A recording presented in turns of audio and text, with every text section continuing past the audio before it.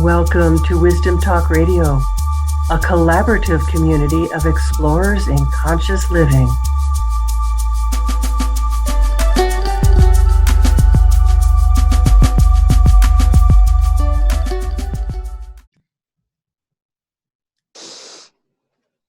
Back in 1987, when I was completing my training in the Bonny method of guided imagery and music, I wrote a paper about the power of relationships for personal transformation. Now, my whole life has been devoted to the collective power of transformation. So when during a chance conversation with Patricia Albere, we began to talk about what was possible for humanity. Well, you can guess, I immediately invited her to have a conversation with me here on Wisdom Talk Radio. Hi, I'm Laurie Seymour, host of Wisdom Talk Radio and founder of what is now known as the Baca Institute. Discover your creative advantage by taking the Creative Innovator Quiz. Find out your creative innovator style so that you can open your creative flow and make everything in life easier. For visionaries, innovators, company founders, and product designers, optimize your ability to create more in less time while enjoying every minute. My guest today, Patricia Albere, is at ground zero of an evolutionary stream of spiritual awakening, where we learn to go beyond individual psychology and transformation into a new space of mutual intersubjective awakening. She is the founder of the Evolutionary Collective, originator of the Mutual Awakening Practice, an internationally known contemporary spiritual teacher, and best-selling author of Evolutionary Relationships, Unleashing the Transformative Power of Mutual Awakening. Her unique discovery of the essential components that create an awakened we space is transforming our understanding of what is possible in the space between us. Welcome, Patricia. I am thrilled to have you with us today and able to continue our conversation. Yeah. Kind of barely started, but because I said, no, wait, I want to do it here. No, actually, I look forward to having, it's a public conversation, but it's kind of it's a public-private conversation about what we both care about.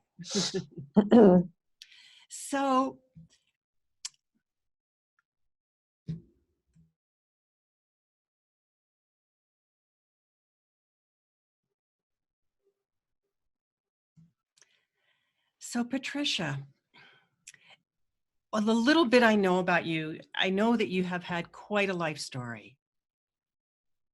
So what's the story behind the story? Like, what was the longing that first ignited in your own heart? Interesting. So I've had a long journey of teaching and working with people. As you know, I met Werner Erhard, who was the founder of the Landmark Forum, and all of the coaching, the various people who created schools, et cetera, when I was 18, 1971, which was a very long time ago, and had the great privilege, really, of being in a situation where I could teach a few hundred people every night of the week, for about 12 years and speak in front of large groups in various cities. And so I've seen the power of transformation, and you and I are a part of a the Transformational Business Council, Evolutionary Business Council. And so there's, I honor, the power of transformation and individual transformation for humanity. But about 14 years ago, 2 years before I created the Evolutionary Collective, I kind of got to the end of my own teaching with transformation. I'd worked with over 200,000 people in my lifetime, and I was at the beginning of something, and I just was kind of like, okay, so, I was like sort of drumming my spiritual hands on the table going, okay, so, where is there a new edge? Is there a new beginning? Is there something that's starting that we can barely hear? And so I stopped teaching for 2 years. And I was living in Boulder, and I just, there was Naropa. I mean, there were all these different friends in different areas. And where I used to teach. Oh, yeah, okay, all right. So, yeah, which is a phenomenal, amazing college, but university. But I just was like, okay, where is it? And as I was waiting, what had happened to me 12 years before that, when I was in my 30s, I had met a very beautiful spiritual German man who was 8 years younger, kind of looked like Jesus. He had, at least the way we think Jesus looks, very much my type, and was deeply a mystic. I mean, he was no kidding, like he woke up meditating, and he was meditative when he ate his eggs in the morning. I mean, he never moved from that connection. And so, and I was just madly in love with him, and vice versa. And so what happened was, in this love affair and this level of consciousness that we entered into, my heart was very developed from all the work I had done and all the people I had loved. And his awareness was so acute. And we only wanted to be close. And so we ended up having that very, twin soul, whatever you want to call it, but we really were one. And we entered into that, like every day was like a spiritual journey and awakening, because we were so in that beloved state. And it was a spiritual awakening every day, and it was always new. That's the nature of this journey, isn't it? Yeah. I mean, it was like, we never like watched a football game, like we never sort of went normal. So it was a interesting, and I loved that, I mean, it was like, I was like in heaven being with him in that way, but we were taken.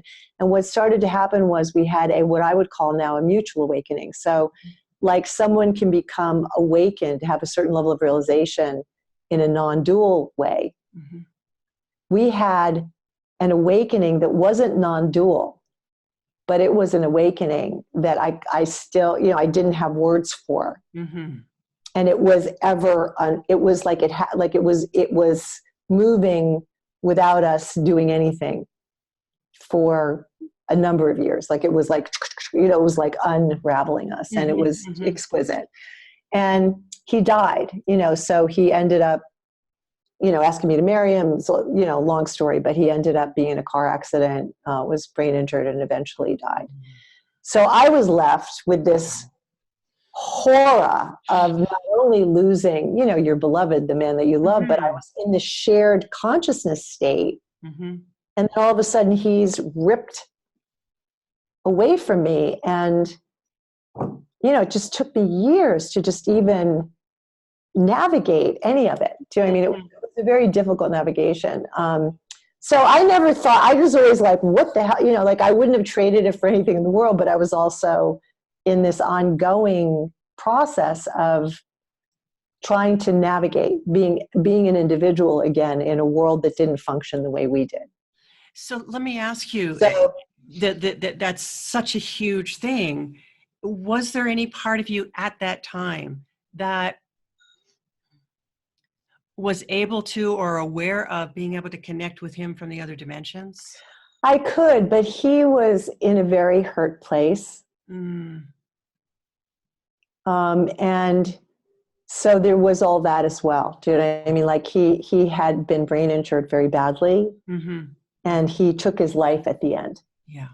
He was beating his head against, I mean, it was really not good. So, so I couldn't even go there to feel I was with him. Yes, of course. So regardless of all of that, that had happened, and I'd found my way, kind of to at least a place of, I could have the open wound and still be in my life and experience the kind of love and connection that I have for people. But then at this time where I stopped teaching, what came through was all of a sudden it was like, this is the time, Patricia. So the time for the multiple beloveds. Yes. The beauty of the two of us. Yes, of course. I mean, is that compelling? Absolutely. But that isn't something humanity's going to step into. It's extreme. And it wasn't the end point for you. Well, that's what I couldn't. I mean, I have a big imagination. Okay, I can imagine possibilities for days, and I could not imagine what was more than that. Yes. Yeah. I really couldn't. I could not go past it, because it was like being with God. It was like being with the divine as your lover, as you inside. Like that whole thing. And so I could feel him also on the other side, eventually being annoyed with me, because he was kind of like, because I was just missing him, and I was being very roomy-ish, Yeah. and it was kind of like he was drumming his hands, kind of going, "Come on, come on, come on!" And then because he was waiting for you to come. But it was a timing. The thing was, I realized that when I started this, I was right when humanity has 7 billion people. Our individual practices and processes have gone to a peak of, understanding. There's a myriad of ways that people can find their way. I mean, it's so rich, and our individuation is so extreme. It's even to the point of, Pandora knows what I want to listen to. I mean, it's kind of, in every way, our individuation is at a peak. The attunement to me and how I want to be. As if it's all about just me. Right, but it's kind of great. I mean, we've actually gotten to a place of, being from Neanderthals, and now we are, like this. But I realized, like, all of a sudden I realized the multiple beloveds. There was something about what Peter and I, as two unenlightened people, had entered into. I thought, well, what if I can get 10 people to turn towards each other, not as lovers, but in this way? What could the divine do with us? Exactly. And then what if there was 100? What is there? Yeah, like, what if, and it was more than just for the moment. It was like, what if we build this circuitry, this sort of celestial architecture for something greater? Yeah. And that's what got me to start. Go ahead. Well, that's why I was so excited to speak with you, because that is what we spent over 20 years doing, that there was a collective of us that were working with a particular teacher, receiving energies and connecting as that collective force, and building those celestial interwoven energetics so that we could do with each other. Yeah. So, and going beyond separation with each other. Exactly. And that is so that's rare. Most spiritual groups connect this way. And they're open, they love each other, but they're connecting from, through the saint pathway.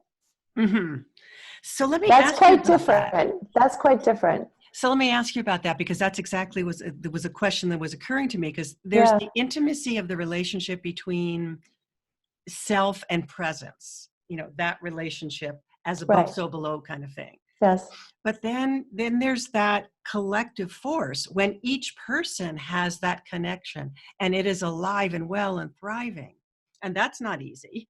Yes, of course, right. And then you come together, and then you have the two or more, when two or more are gathered in my name, when each of the individuals are connected. So what is the difference? Relationship between, or the relationship between that connection with presence, the intimacy between two people, let's say, or even a small group of people. But then there's a relationship between the two, and that's what I wanted to ask you about. Yeah, I mean, it's a fairly, in a way, an advanced question. But I'm up for it, totally. So one of the things that I've just been teaching has to do with these thresholds of unity. The individual threshold, which is the one that we have been in for thousands of years. So there is an incarnational loop.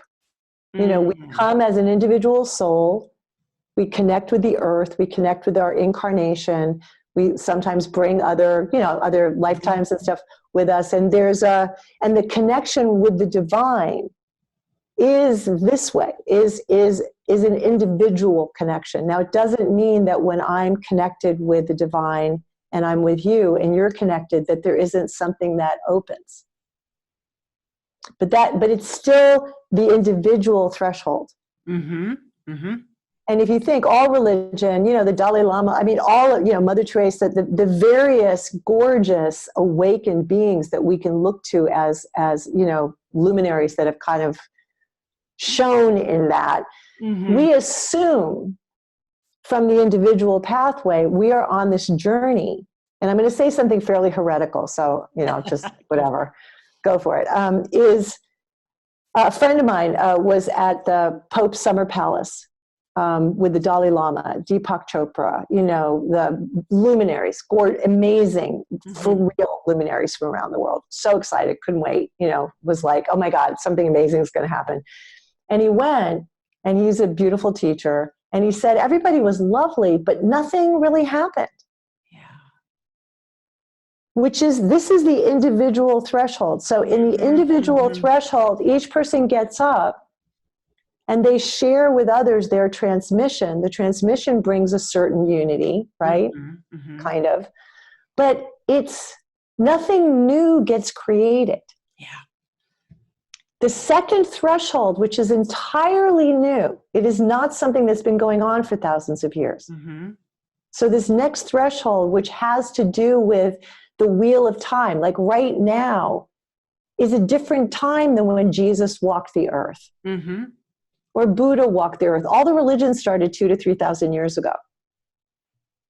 All of them. Yes. Okay. So it was the axial period. There's a certain period of trying to rise up from our survival instincts and our, hormones driving us into, violence and sex and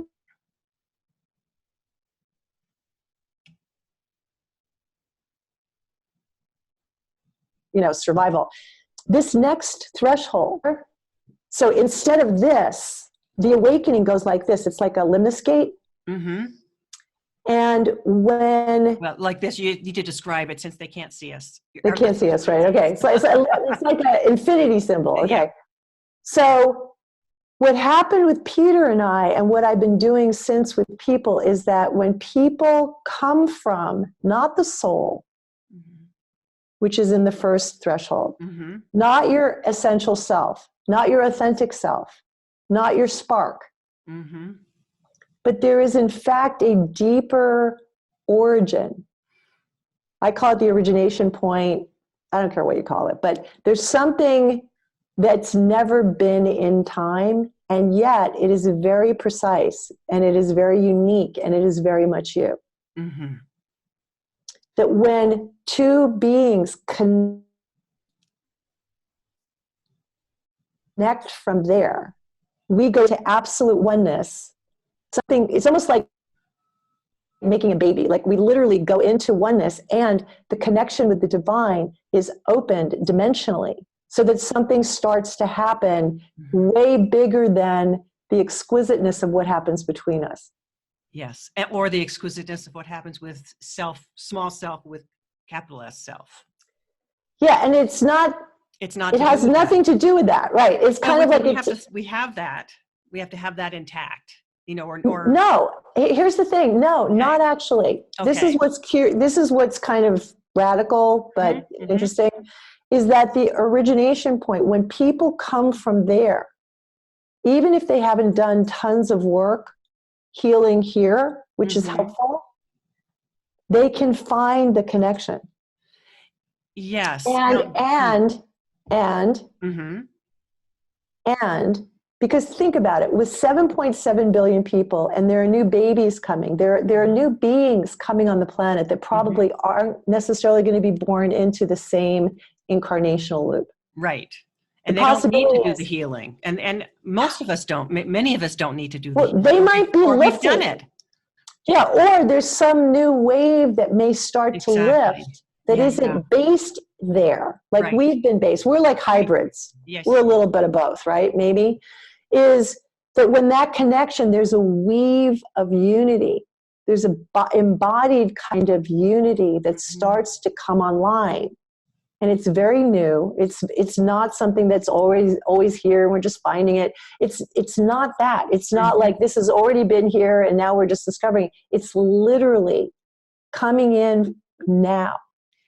It's a new evolution, isn't it? It really is. That's And what there's you're people that talk about the ninth wave and different things. They're saying divinity and love, instead of witnessing consciousness, is actually a different kind that's coming in to begin to scoop us into a different possibility. And the kind of war that's going on right now, in our world of light and dark, the light and dark is like kind of going crazy at the moment. It feels like, it feels very extreme. And it's not, it's going to come apart, like where there's something pulling us to a different possibility. And that's the second threshold. And then there are thresholds beyond that. But what I teach, like what I ended up teaching is how do you move into the second threshold? What is spiritual practice? There's like a half-hour practice that actually lets people start to locate from origin point with the other, with what else happens. And then from there, there's more, obviously. So my sense about this time has been that there's so much that's being unearthed and it's wonderful because that's what's needed. What's your sense of how the energy, how you're experiencing the energy in terms of that, in terms of the way in which we're being moved into this new place, the way we're being offered something brand new? That seems very clear. Well, the piece that's interesting, I find, is with being individuated comes separation. That's beautiful. Yes. So you have the beauty of it, but you have the reality of separateness. And the particular paradigm that we're still in, even if like with you and I, if you go into your subjective connection, you're inside with your divinity and I'm inside with mine, we're still kind of separate. Right. So no matter what, like the separateness in the world, the loneliness, all of the issues of separation and divisiveness, it's kind of like over there and me somewhere else, and the projections. Looking at other. No, and the whole emphasis on my subjective experience, like I'm experiencing this and I feel this and I know that and this is my body and I feel grounded and I can feel my perineum and all of that stuff, right? I wouldn't dare. I mean, you would get mad at me if I said I can feel your subjective experience. I can feel it from the inside. You'd be like, well, wait a minute, like. Probably not. Probably I'm the only one over here, or you maybe not because you're unusual. But most people are so developed, and then you see in the world, everybody's in some kind of other. We're in so many separate worlds. We might as well be in hell. It's a kind of hell realm. Everybody's in. It is a kind of hell. It's a hell realm. It's like, and so to break the projections and the overemphasis of subjective sensing and knowing and thinking and how I feel, and then thinking, this is me as a New Yorker, thinking you got to be crazy if you think that with all of that separation, that we're going to include each other and be inclusive and really work out our differences from being that separate. You got to be, never. Yeah, it's a whole different thing that you're bringing forward. It's like if we go underneath where there's no separation, where I don't even know what religion, I don't know your story, I don't know any of that, but we've literally connected from a place that feels more like home and more connected in love. Then you build that, then maybe we have a chance to work out what you feel, what I need. Do you know what I mean? Like the things that are still real as humans, maybe from that ground or that circuitry of connection, because we have a better shot. So my experience has been, and actually this is really very, oh my goodness, very present right now. My dearest friend of 42 years just passed. And Wow. And we have been, with some others, connected in this circuitry. Yeah. Yeah. For a very long time. And I'm seeing how there's something about her having passed that is activating a different dimension of this circuitry. Yeah. I don't That makes understand sense. it yet. That makes sense. Yeah. It does. It feels very real, very true. I don't understand it all yet. I know there's lots to evolve and unfold. So I'm looking at how those kinds of connections, that kind of connected circuitry, is what is here. I'm hesitating. It's like it's what is here to change the world. What is here that can change the world? That can bring about that kind of heaven. Heaven on earth. Absolutely. And you developed it over time. There's two levels, I think, of this thresholds. So what you guys did was, as a group, it sounds like you were building the circuitry ongoingly. So you had a body of unity. That's the third threshold. There are other things that are necessary to have really that shared nervous system. The second threshold is being able to go into that level of connection, right? With each other and with the divine, and starting to open and build that so that you can access the energies that are coming. Do you know what I mean? That at least they're starting to lift. People are less obsessed with their issues, less obsessed with, having a fabulous life. I mean, it doesn't mean, we should have that, but there's something that gets lifted. Yeah. When we are together. It's not about my personality. Even your spiritual personality. Yeah, I know. It's like you're fine. You're fine. Right. And let's get on with what we're here to do. Yes. But that underlying matrix, which is we have to pay attention. If we don't do it, it's like if we don't have sex, the world will end. Okay? We know that. Now, that's not a problem because, there's a thing that's making everybody keep that going. But with this, we are separate cells. And Teilhard de Chardin, who was the Jesuit priest, who I'm sure you've heard of, he talked about something called creative union. And creative union is what allows molecules to become cells as they share characteristic energy. It's particular. It's not just anything. They share something, they become a molecule. Molecules share a characteristic energy, they become a cell. I don't know how it works, but it goes up. But it's very particular. Humans, we're so busy being our single-celled selves. We think we're the end of the food chain. Except there's 7.7 billion of us. You got to wonder, what is the characteristic energy that allows for this, that allows for you and I, when we share that, we become one. When we share that, we become one. If I share my story with you, no characteristic energy, no oneness. If you listen to me empathetically and deeply, no oneness. If I share my darkest, if I share spiritual energy, no oneness necessarily. You're still over there and I'm over here. There's particular, when we share from that origin, from the nothingness, the particular nothingness that we are, boop, all of a sudden you have, the two molecules become a cell. Yeah. So tell me. And that's an exciting discovery, I think. That is a huge. And it's reliable. Story. So that's what I want to ask you about. It's reliable. I think your mutual awakening process. Yeah. I mean, what does that have to do with awakening not only the collective, but also our individual potential? Because I think it's both. Yeah. I mean, I think it's for a couple of different, it does, I do feel like it's a 21st century spiritual practice. So it's eyes open, at least with two people.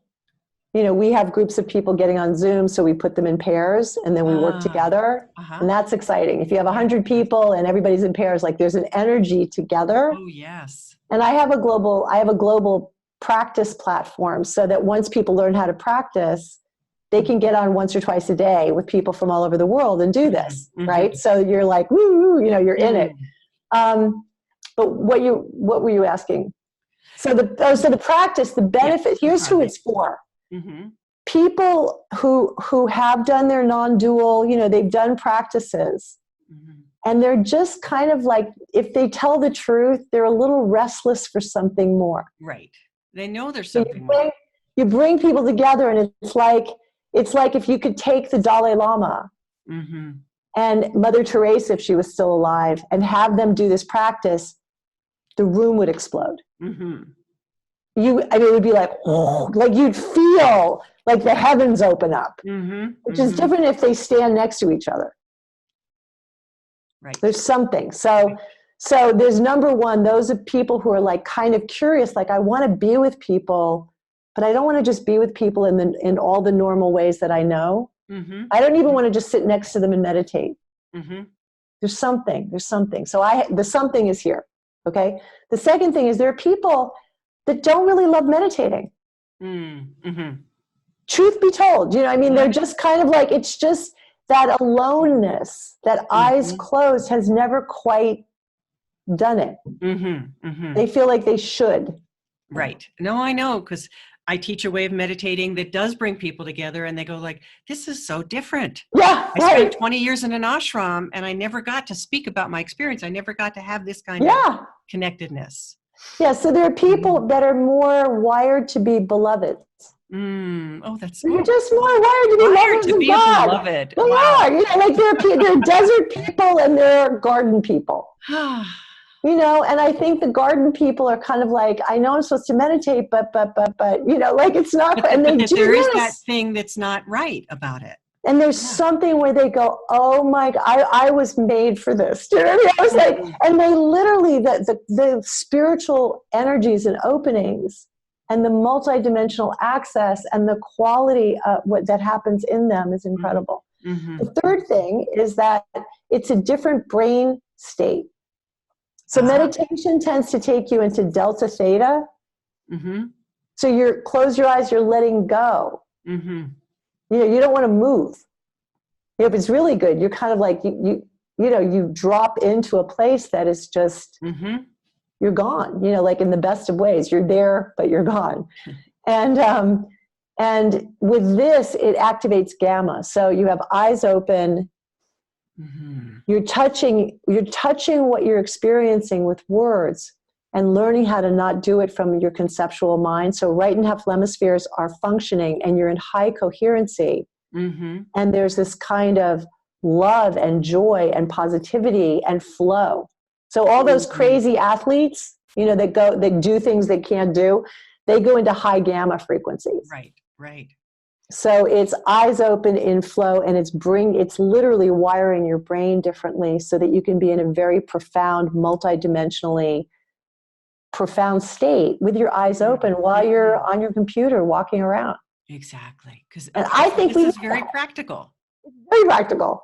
Yeah. I mean, I keep wanting to get my hands on Google or somebody because I think, meditation is good so that they don't stress themselves out, but they should be in high gamma. Exactly. So that's, that's why I'm so excited. It's like I'm almost quivering here. I feel the resonance between us. I do. Because I've had that same feeling of, I want to get my hands. Google used to be a customer of mine when I was in the part of doing some tech work. Yeah. And I've seen how they get so stressed and they have to work, 18-hour days and and my way of working with energy it is different from yours, but it is that intent of how can we work together collectively so there is such a flow both this way personally from presence connected with me personally, but then how do we connect that with as this with what we're doing, right? That's really good. Oh dear. Whoa. So there's about 1,000 things I think I want to ask. And we're, we do need to end at some point here. I think I want to ask you if there's something that you could offer to our listeners that they could do right now. that they could do right now to begin this? And then I'm going to ask you about how they can connect with you. Yeah. It's I just mean, some way to. here's the bitch of this. Okay, it's so would be so easy if I was teaching in the individual threshold, because everybody can do it by themselves. Right. Or they can listen to the download later, or they can read something. Do you know what I mean? They can ingest something. Yes. This is about showing up. Yeah. In a very particular way with another. Now, what they could do right now, just to feel some sense of oneness with us at least, is if they bring their awareness into my voice. So if you place your awareness in my voice, and then all your listeners do that, for a moment, you get a sense of like, it's almost like instead of all the fractionalized, subjective, for a minute, like we're all together at like one point. Yes. Yeah. And when you do that on Zoom, it's fascinating. I'll have people put it on gallery view, where you see like, 25 or 100 people, and then tell them to bring their awareness into my voice, and you can feel the whole page of people. Something changes. Yes. And it's a good place to start. Now, obviously, they need to go deeper in the practice, but we're just not used to. I mean, you obviously love this because we're not used to taking the world into unitive spaces. How to maintain that, how to start with that, how to cultivate that, because that hasn't been what's been going on. No, it's been the exact opposite. And that is what's next. I mean, I've been doing this for 12 years, and even my friends who are in, famous authors and stuff like that, they just thought I was crazy. I'd start talking about it, they go, what? Like it didn't make any sense. And maybe I didn't explain it very well. I'm not sure. But, well, now there's we space starts to be a conversation, that there's a we space, there's a higher we, there's me to we, there's a little bit of that going on. And we're still at the nascent beginning. Absolutely. This will be what people will be doing in the next 5-10 years. Instead of individual work as much, people will be innovating in these different areas in probably all kinds of cool ways. So how can people get in touch with you? What's the best place for them to find out about you? So I wrote a best-selling book called Evolutionary Relationships. And if they go to evolutionarycollective.com, they just go to my website, evolutionarycollective.com. On the front, it says, you can start here. If they click on that, it says it's a starter kit. And what it actually is part one of my book. It's part one of my book. And then for each of the 4 chapters, I've also written more with exercises and things that they can do so that they have a little bit of a scaffolding. Because you and I are like, woo, we're excited. But it might be like, what? What are they talking about? What the heck? And so maybe not, but the having more of a sense of what is this subjective, intersubjective, what are we talking about? So those 4 chapters I do in the first one, the first lesson that they get, I talk about the difference between desire and longing and the power of that, the different power and how that relates to this. And people have enjoyed that. So there's that. Okay. And I've done that and it's so worthwhile. Oh, good. I Okay. want to encourage people to do that because it is. And then if they want to have a direct experience of like bringing, being on Zoom and me doing a workshop on this, there's a free workshop. I only do these every few months, but I am doing another one on the 5th. So February 5th. Okay. If they write to me at patricia@evolutionarycollective.com, I will send them the link. Great. And Patricia, since I don't know exactly when this is going to get to air, okay, yet. If it's beyond that February date, do you know the next one yet?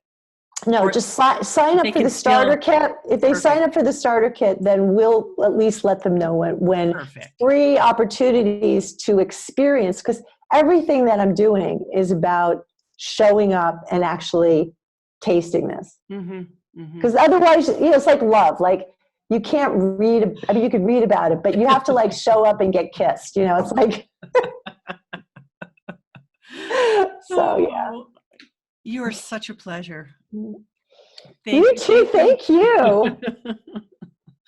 Thank you, Patricia Albere, for gracing us with your presence and with what feels so much to be what is possible in the world. And that just that moves me deeply. Yeah. Thank you for doing what you're doing and being who you are in the world. Thank you. And thank you for inviting me to be here with you. This was a very exciting conversation. Yes. Okay. And thanks to all of you for being with us here today at Wisdom Talk Radio. Remember, you can join us here regularly for more wisdom, discovery, and illumination. And sometimes you get to hear like really something so far out, it's really is what is next. And remember, you can find us also on your favorite place to listen to podcasts. So if you've enjoyed listening today, please leave us a review. That helps more people access the wisdom and the transformation. And for more about optimizing your own connection with your creative intelligence, find me, Laurie Seymour, over at thebacainstitute.com. Take the Creative Innovator quiz there now. Thanks for joining us here at Wisdom Talk Radio. We wish you well in your conscious explorations. For more information and to join in the conversation, our website is wisdomtalkradio.com or at Wisdom Talk Radio on Facebook.